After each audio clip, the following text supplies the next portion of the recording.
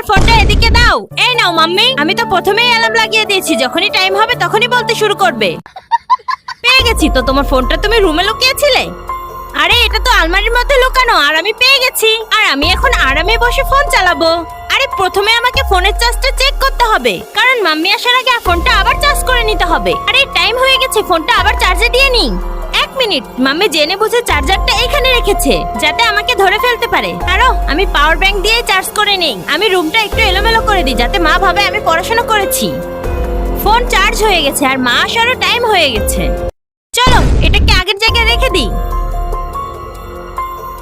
বেটি তুমি কি করছো?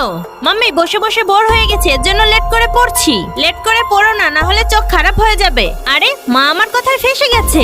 ফোন চালাচ্ছিলে তাই না? হায় আল্লাহ, আমি তো এমন কিছু করিনি যাতে করে মা সন্দেহ করে।